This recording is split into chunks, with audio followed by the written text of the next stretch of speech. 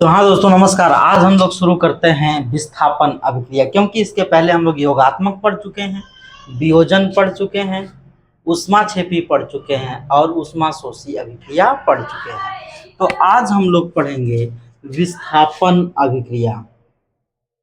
कौन सी अभिक्रिया भाई? विस्थापन अभिक्रिया।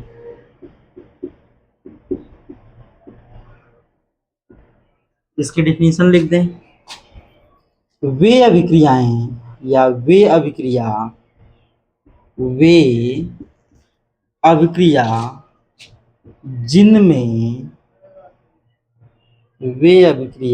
जिनमें परमाणु एक मिनट जिनमें किसी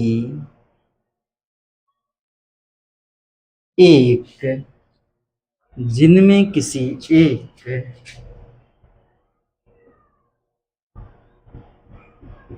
यौगिक के परमाणु, और जब बेटा यौगिक का परमाणु होगा तो यह क्या बन जाएगा?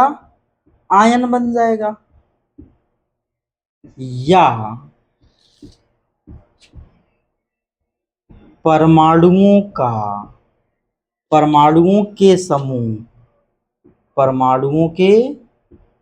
समूह जिसको हम लोग मूलक कहते हैं, जिसको क्या कहते हैं? मूलक कहते हैं।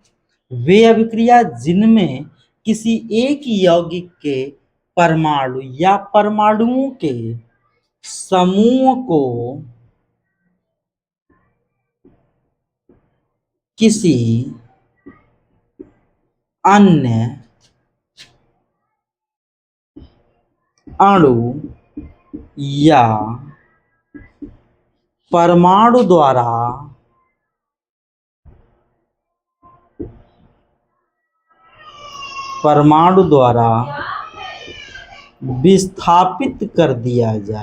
अणु या परमाणु द्वारा विस्थापित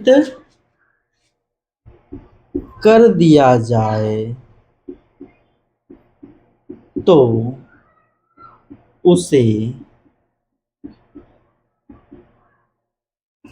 विस्थापन अभिक्रिया कहते हैं। ठीक।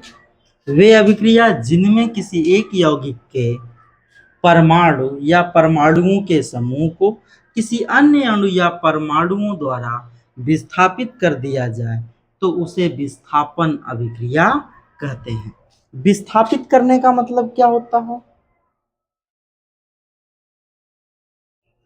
विस्थापित करने का मतलब होता है किसी को हटाकर उसका स्थान स्वयं ग्रहण कर लेना। ठीक। विस्थापित करने का मतलब क्या होता है? किसी को हटाकर उसका स्थान स्वयं ग्रहण कर लेना विस्थापन कहलाता है। तो विस्थापन अभिक्रिया क्या होगी भाई?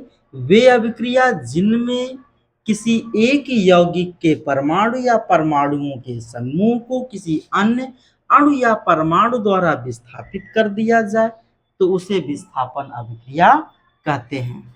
इसमें एक बात नोट करने वाली है कि विस्थापन अभिक्रिया में अधिक क्रियाशील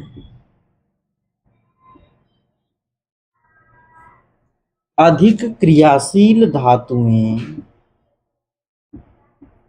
अपने से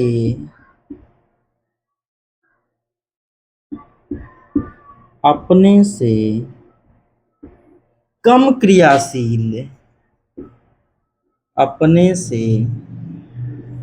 क्रियाशील धातुओं को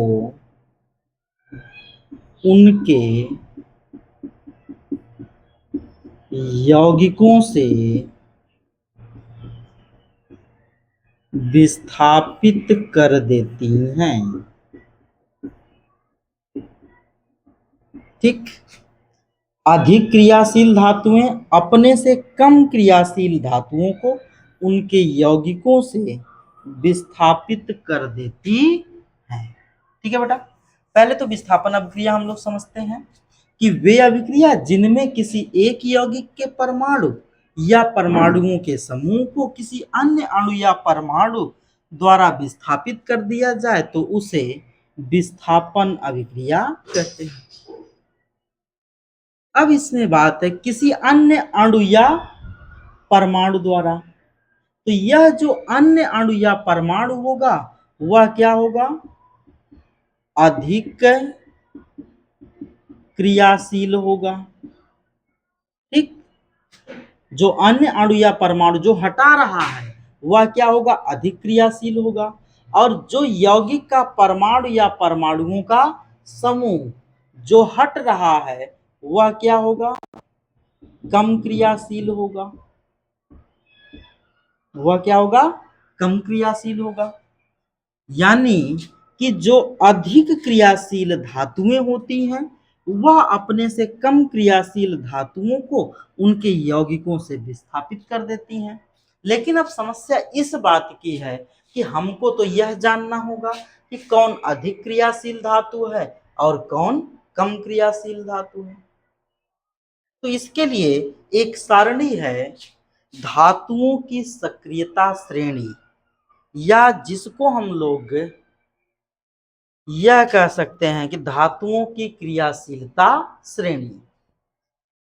उसके द्वारा हम लोग यह जान सकते हैं कि कौन सी धातु अधिक क्रियाशील है और कौन सी धातु कम क्रियाशील है। अब हम लोग वो धातुओं का क्रम भी लिख लें, तब हमको ये टॉपिक समझने में ज्यादा आसान रहेगी।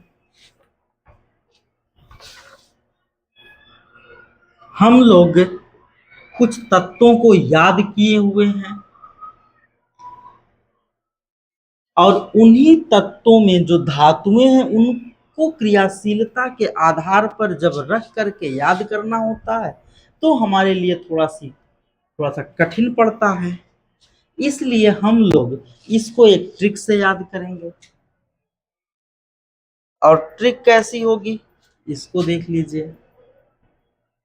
तो सक्रियता श्रेणी में सबसे पहले आता है लिथियम, लिथियम के बाद आता है पोटेशियम।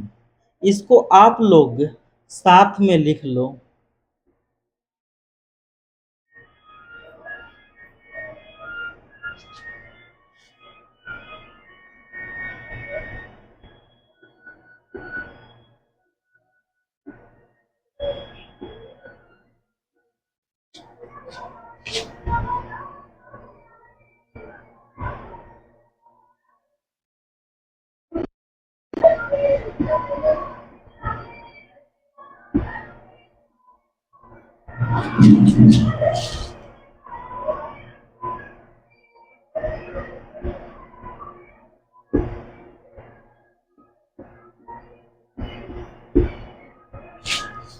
हो गया। देखो भाई, इसको एक ट्रिक से ही याद करना होगा हम लोगों को। हाइड्रोजन थोड़ा और नीचे लिख दें। इसको एक ट्रिक से याद करना होगा, तभी हम लोग इसको याद कर पाएंगे। ये धातुओं की सक्रियता श्रेणी का क्रम है। जैसे यहाँ पे लिथियम लिखा है तो इसका प्रतीक चिन्ह क्या है, Li है। अगर Li को हम लोग सीधे सीधे हिंदी में लिखें तो ली लिख सकते हैं। के को हम लोग क लिख सकते हैं, बी ए को बा लिख सकते हैं, एस आर को सर लिख सकते हैं, सी ए जहां पर भी सी होगा वहां पे हम क का प्रयोग करेंगे तो का लिख सकते हैं, एन ए से ना बन जाएगा, एम जी से मग बन जाएगा, ए एल से अल बन जाएगा, एम एन से मन बन जाएगा, जेड एन से जन बन जाएगा, सी आर से सी को हम लोग क लिखेंगे तो कर हो जाएगा, एफ ई से हम लोग फी लिख लें, सी डी को सी को अभी बोला था क लिखेंगे तो कड हो जाएगा, सी ओ को हम लोग लिखेंगे तो को हो जाएगा, एन आई को लिखेंगे नी हो जाएगा, एस एन को लिखेंगे तो सन हो जाएगा, पी बी को लिखेंगे तो पब हो जाएगा। अब उसके बाद H को आधार बना करके बनाई गई है, तो यह सारणी, तो इसको H का H ही रहने देते हैं। Cu को लिखेंगे तो कु हो जाएगा, Hg को लिखेंगे तो हग हो जाएगा, Ag को लिखेंगे तो अग हो जाएगा, Pt पट, Au आउ। ठीक, अब इनको जोड़ करके एक टोन हम बना दें जिससे हमको याद करने में आसानी हो जाए। तो इन दोनों को जोड़ करके लिखेंगे बेटा, तो लिक, इन दोनों को जोड़ेंगे तो बासर, इनको जोड़ेंगे तो काना। तो एक लाइन हमारी क्या बन गई, लिक बासर काना, लिक बासर काना। मग धन अल जोड़ेंगे तो मगाल हो जाएगा, मन और जन जोड़ेंगे तो मंजन हो जाएगा, और यहाँ पे एक ही है कर। अब मगाल मंजन कर, जो दूसरी लाइन है वह क्या है, मगाल मंजन कर। तो लिक बासर काना, मगाल मंजन कर। ठीक, याद हो जाएगा बेटा, लिक बासर काना, मगाल मंजन कर। अब इन दोनों को जोड़ करके लिखेंगे तो हो जाएगा फीकड, इनको जोड़ करके लिखेंगे तो हो जाएगा कोनी, और इन दोनों को जोड़ करके लिखेंगे तो हो जाएगा सनपब। इधर लिख देते हैं, फीकड कोनी सनपब, फीकड कोनी सनपब। एच को आधार मान करके बनाई गई है, इसलिए हम लोग एच को एच लिख देते हैं अंग्रेजी में ही, और इन दोनों को जोड़ेंगे तो कुहग हो जाएगा। क्या हो जाएगा, कुहग हो जाएगा।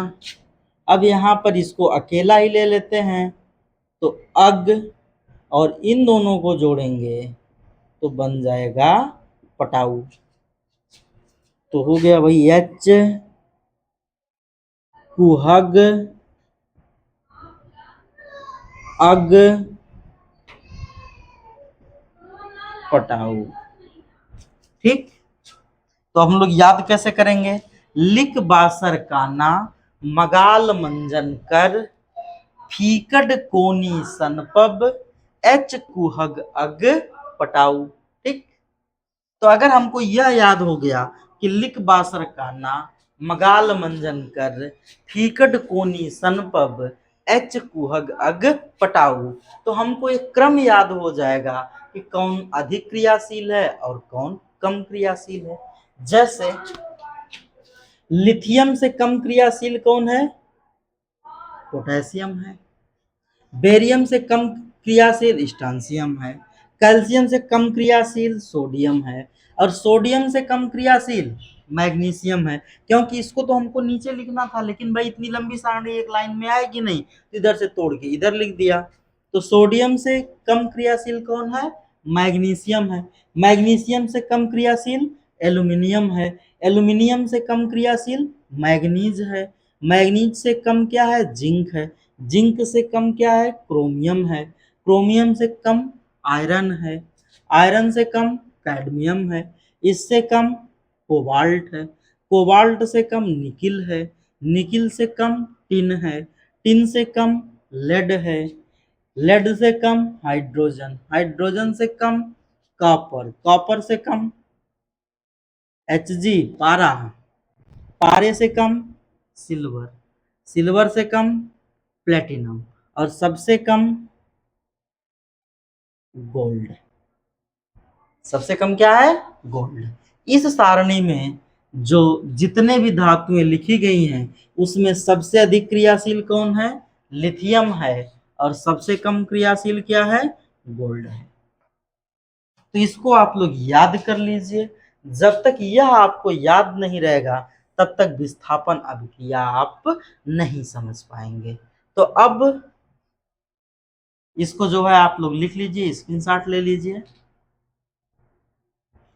इसके बाद हम आपको दिखा रहे हैं कि इसका उपयोग हम लोग कैसे करते हैं। अगर आपको देखिए ये वाला ट्रिक याद हो जाएगी, ट्रिक याद करने के बाद इसको जो है प्रतीक चिन्ह लिखने का प्रयास करिएगा। 4-5 बार ऐसा करेंगे तो बहुत आसानी से हो जाएगा। और इसको बेटा आपको याद करना ही पड़ेगा।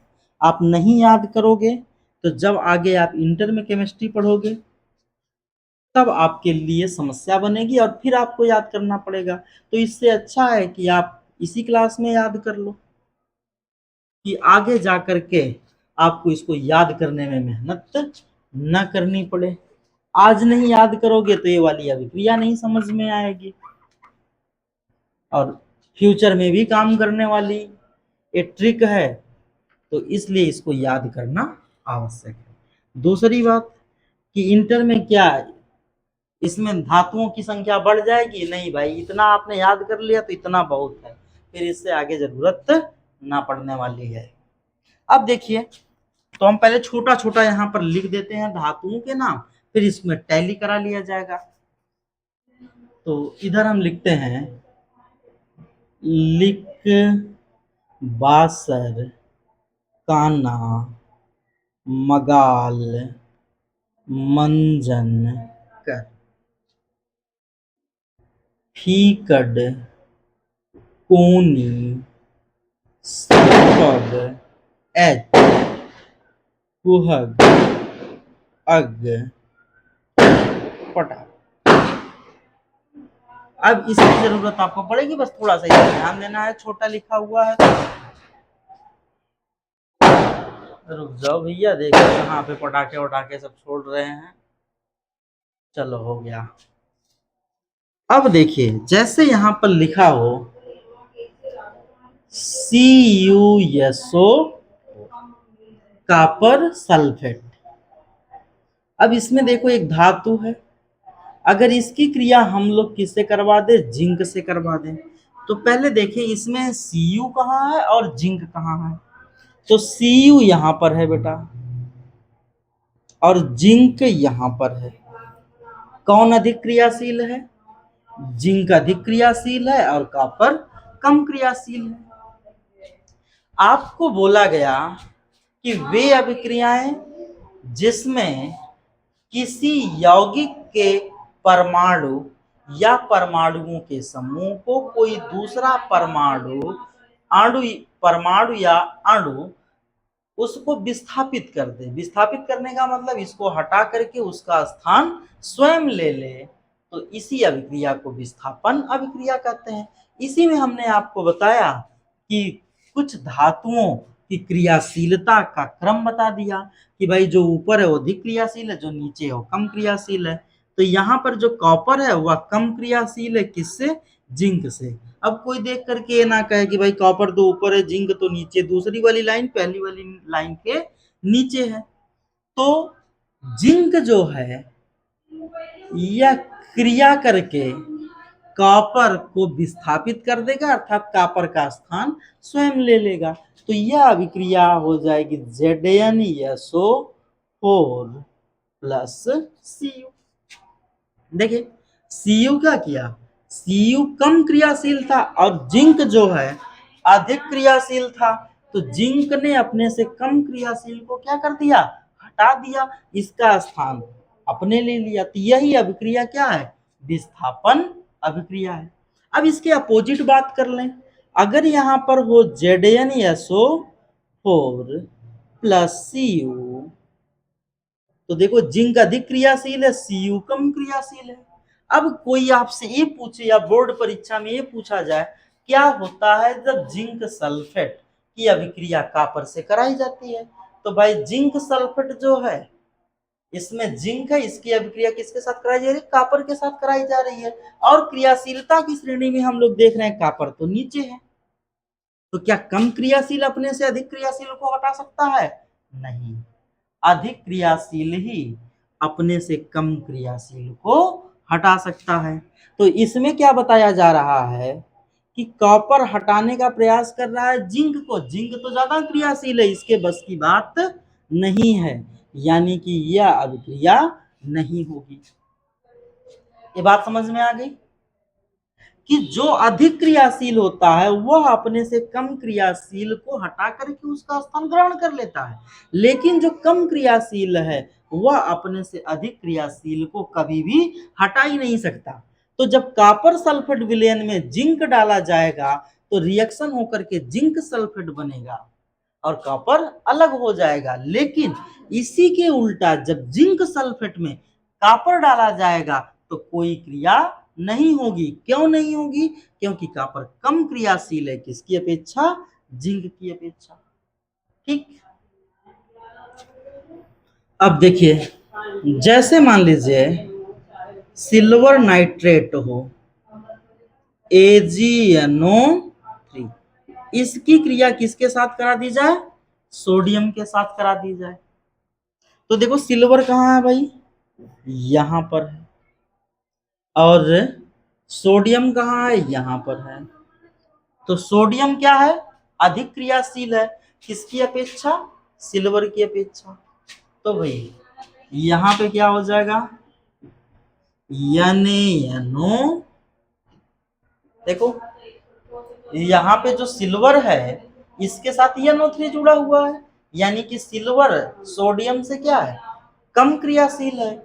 जब सोडियम कम क्रियाशील है तो सोडियम अधिक क्रियाशील है किससे? सिल्वर से। तो सोडियम क्या करेगा? सिल्वर को हटा देगा, और जब सिल्वर को हटाएगा तो यह क्या बन जाएगा? NaNO3 plus silver. आगे बात समझ में कि जो अधिक क्रियाशील होता है वह अपने से कम क्रियाशील पदार्थों को उसके यौगिक से उसको हटा देता है। ठीक। जैसे यहीं पर हम लोग बात करें AgNO3 प्लस, अगर यहीं पर कॉपर के साथ अभिक्रिया कर दी जाए, ठीक, किसके साथ अभिक्रिया कर दिया जाए? कॉपर के साथ अभिक्रिया कर दी जाए। देखो इसको जब संतुलित करने के लिए आता है तो ये बहुत कठिन प्रश्न बन जाता है, क्योंकि सिल्वर की वैलेंसी 1+ होती है और कॉपर की 2 होती है। तो जब हम लोग सिल्वर नाइट्रेट की अभिक्रिया कॉपर से करवाते हैं तो यह बना लेता है CuNO3 का ट्वाइस। ठीक। क्योंकि इस पर क्या है? 2+ चार्ज है और इस पर 1+ चार्ज है। तो भाई NO3 जो होगा यह इसकी वैलेंसी तो 1- है, और इसको जो है उदासीन करने के लिए 2 NO3 की जरूरत होगी। तो जो फार्मूला बनेगा वह क्या बनेगा? CuNO3 का ट्वाइस बनेगा, प्लस यहाँ पर Ag हो जाएगा। आई बात समझ में कि यह सिल्वर को कॉपर क्या करेगा? हटा देगा, क्योंकि कॉपर कहाँ है? ऊपर है। किससे? सिल्वर से। ठीक। ठीक है बेटा। देखिए यहां पर जो सिल्वर है वह कॉपर से नीचे है, और यहाँ पे कॉपर क्या है? ऊपर है। तो कॉपर अधिक क्रियाशील है। जब अधिक क्रियाशील है तो यह सिल्वर को विस्थापित कर देगा, यानी सिल्वर का स्थान स्वयं ले लेगा। तो इसने सिल्वर का स्थान स्वयं ले लिया। लेकिन यहाँ पर सिल्वर की वैलेंसी +1 है और नाइट्रेट की वैलेंसी जो है -1 है। तो 1+ और 1- दोनों मिलकर के उदासीन हो गए। लेकिन कॉपर की तो वैलेंसी 2 है ना, तो जुड़ने के लिए उदासीन होना पड़ेगा, तो जितना प्लस है उतना ही माइनस होगा। तो यहाँ पर क्या हो गया? Cu 2+ और NO3 पे 1 था तो हमने इसको 2 बार लिख दिया, अर्थात क्या लिख दिया? ट्वाइस लिख दिया। तो CuNO3 का ट्वाइस प्लस Ag। अब समीकरण को संतुलित कर लें। यहाँ पर भाई Ag 1 है, यहाँ पर Ag 1 है। NO3 यहाँ पर 1 बार है, जबकि यहाँ पर कितनी बार है? 2 बार है। तो हम लोग यहाँ पर 2 से गुणा कर दें। जब 2 से हम लोग गुणा कर देंगे तो Ag भी 2 बार हो जाएगा। तो यहाँ पर क्या लिख दिया जाएगा? 2Ag। Cu एक बार यहाँ है, Cu एक बार यहाँ पर है। तो समीकरण भी हम लोगों का क्या हो गया? संतुलित हो गया। अब यहाँ पर जो है NO3 सिंगल टाइम है, यहाँ पर डबल टाइम है, अर्थात लग जाता है ट्वाइस। तो जब कभी प्रश्न इस तरीके से पूछ दे कि निम्न समीकरण को पूरा करिए और संतुलित करिए, और वहां पर लिख दे सिल्वर नाइट्रेट प्लस कॉपर और तीर का निशान लगा करके छोड़ दे, तब हमको दिक्कत यह होती है कि यहाँ पर AgNO3 है, तो यहाँ पर ज्यादा बच्चे गलती क्या करते हैं, CuNO3 लिख देते हैं, क्योंकि उनको ये बात याद है कि अधिक क्रियाशील कॉपर है और कम क्रियाशील सिल्वर है, तो Cu Ag को हटा देगा। लेकिन भाई इसकी बैलेंसी भी ध्यान देनी होती है कि जो Cu है यह 2 बैलेंसी रखता है, तो NO3 भी यहाँ पर 2 बार आएगी। ठीक, तो इस तरीके से विस्थापन अभिक्रिया हम लोगों की हो गई समाप्त। आप अनसॉल्व हल करिए, या जो प्रश्नावली में प्रश्न है आप उसको हल करिए। अगर कोई डाउट हो तो फिर कमेंट करिएगा वीडियो के नीचे। अगली वीडियो में जब हम अगली वीडियो जाएगी तो हम उसमें आपकी समस्या का हल कर देंगे। ठीक, बाकी कोई दिक्कत होगी तो कमेंट करिएगा। जो वीडियो है लाइक वाइक कर दिया करो यार, दोस्तों के यहाँ भेज दिया करो। बड़ी मेहनत से भाई वीडियो बना रहे हैं, थोड़ा शेयर वेयर कर दोगे तो हमारे लिए भी बेहतर हो जाएगा और आपके दोस्तों के पास भी पहुंच जाएगी। ठीक, बाकी समस्या हो तो कमेंट करो, अच्छी लगे दोस्तों के साथ शेयर करो। ठीक, तो मिलते हैं हम लोग फिर अगली वीडियो में, तब तक के लिए टाटा बाय बाय।